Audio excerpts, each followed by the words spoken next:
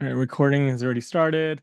All right, kick it off officially. Hey, folks, welcome to the August 7th, 2024 Kubernetes SIG Docs third-party security audit subproject meeting. I'm your host today. My name is Ray Lahano. This meeting is being recorded and will be uploaded to YouTube. So be mindful if you want to share your video. And also, this meeting abides by the CNCF Code of Conduct, so which boils down to be kind to each other. I've added the agenda link in the Zoom chat here, and please add yourself to the attendance. I just have a few follow-up items from the last meeting. Did create the first one is did create the PR to add a security audit label for any issues that would be tagged for folks who want to tag an issue or PR with a security audit label. I have it on hold for reviews. If folks have a better, please make any suggestions or reviews. If a better label wording is better for the label, I just put security audit for now. I had a few options in my like external audits, security audits, third-party audits as well, but I wasn't sure, so I just made it as more simple this time. I mean, I'm definitely open for suggestions on that if folks feel strongly about a better label to use. So that's a PR open to hold for reviews. I'll bring it up on the security meeting tomorrow as well in case folks have a better suggestion for the label. Other follow-up items, I did send an email to the leads list as well, and it's kind of lengthy. Added some dates, added any new issues or requests to be in scope for the audit to be by August 30th, or issues added to the roadmap by August 30th, and the date to finalize the scope to be September 12th. There were no conflicting dates with the steering election around mid-September, so I chose kind of the best Friday or Thursday, middle of September for that. And so the copy of the email is it's linked in the agenda, and it's here. I did want to reference as well why these subject areas are considered or have been opted to be in scope of the audit as well, because I know there might be some questions from SIG leads on that. So wanted to say that either contributors opted them in, or a SIG security contributor identified that area, or they've previously requested to be in scope of the last audit, which was Cluster API, which requested to be in scope, but it was after the scope was established. All right, and those are my two follow-up items. I do have one more. It's the contacting the SRC liaison. I could have sworn on the SIG security meeting that they had a Slack channel, but couldn't find the Slack channel. Also, I checked the notes as well. I saw that Tabby and myself would be making that request. So I didn't want to send an email to SRC before chatting with Tabby first to see if Tabby has reached out to the SRC about a liaison. All right, that's it from my end.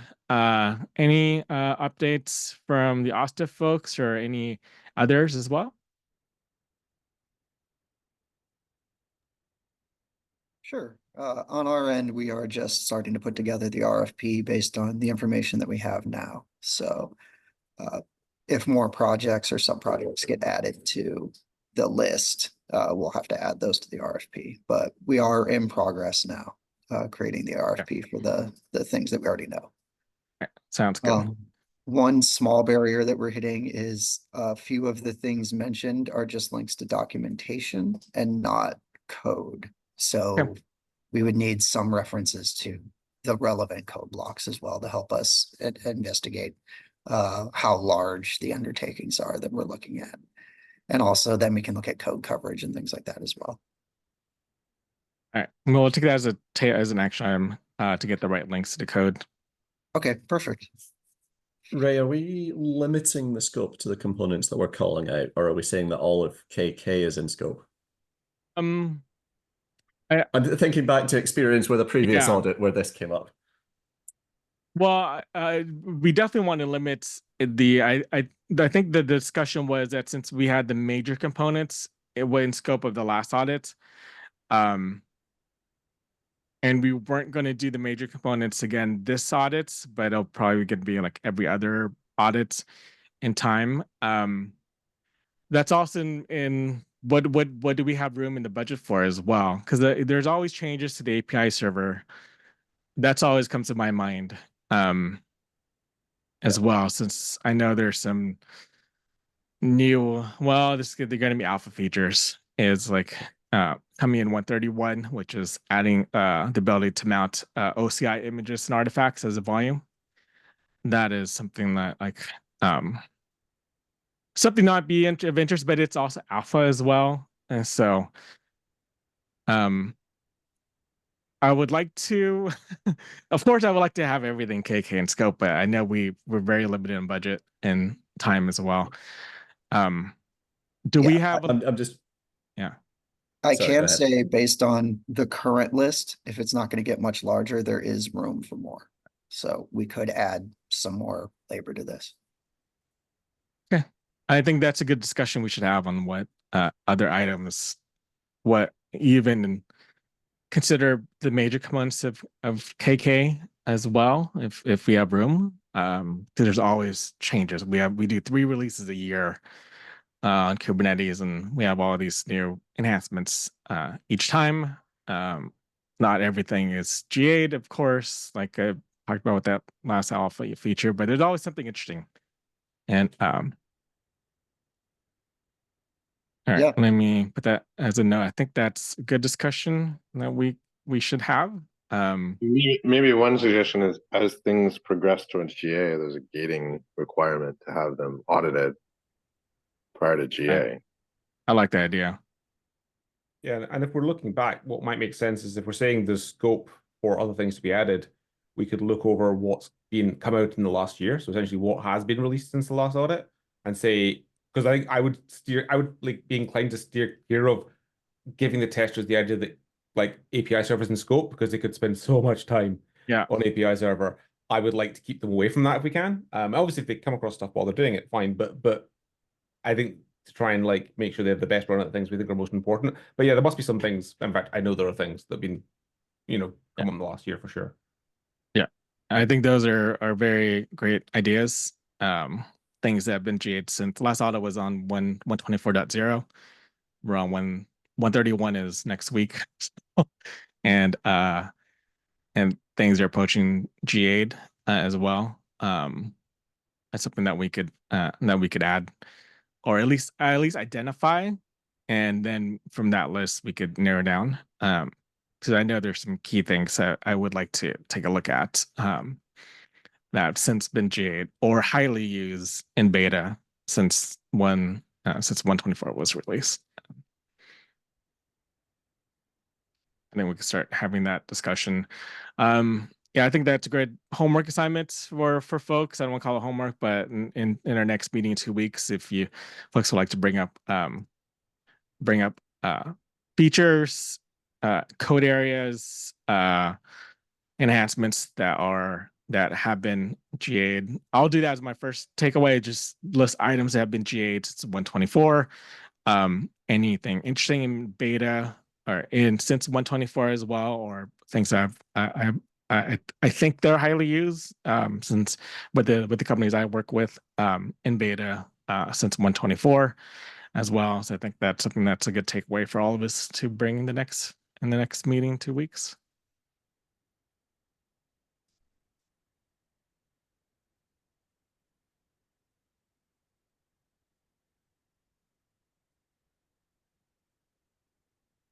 Yeah, that sounds fantastic on our end.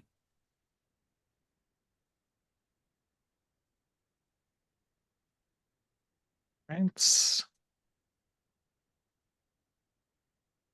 Then we could narrow down from there what we have room for in the RFP and scope. Mm-hmm. Yeah, I'll have more of an idea as we get a more complete list of the components that have opted in as well, and we get the associated code blocks.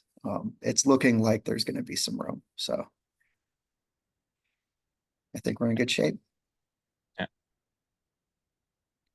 And where are we tracking the focus areas? Is that in one of the documents? Yeah, we do. And Okay. I'm gonna refactor some of it to add a subject matter expert name on it.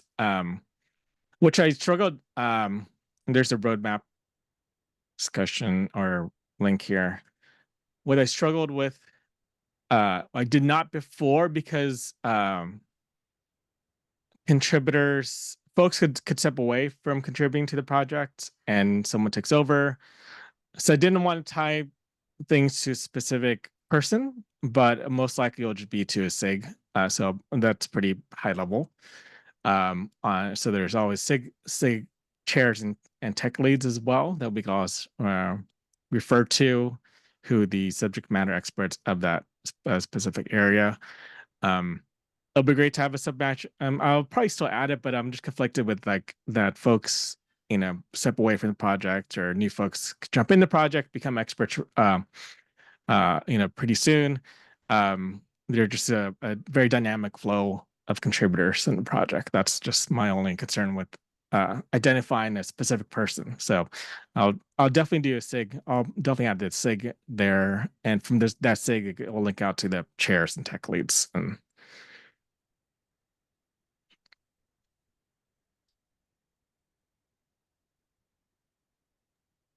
Excellent, thank you. that's in the SIG security. Let's put it in.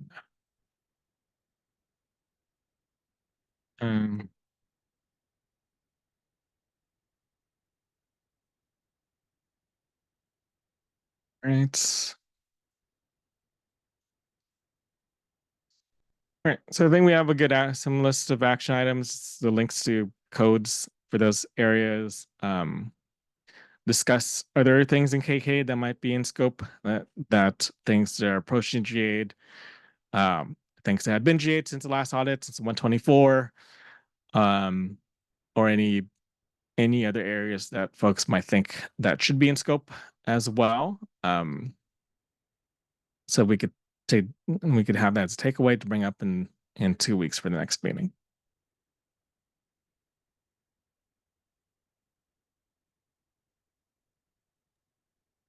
Any other items, discussion topics that folks want to bring up?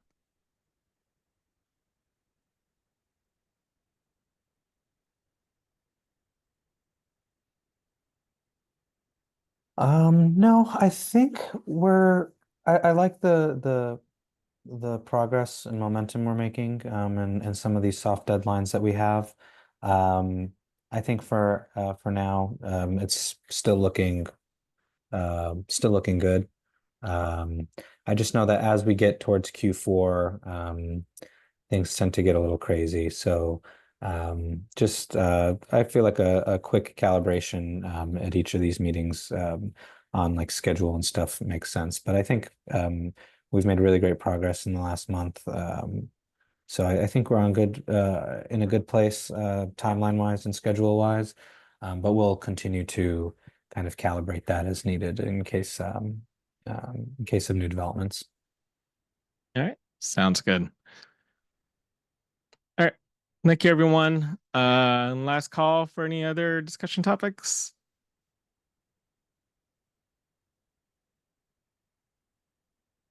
Thank you for attending the meeting. I'll see some of you at tomorrow's SIG security meeting, and if not, I'll see you in 2 weeks.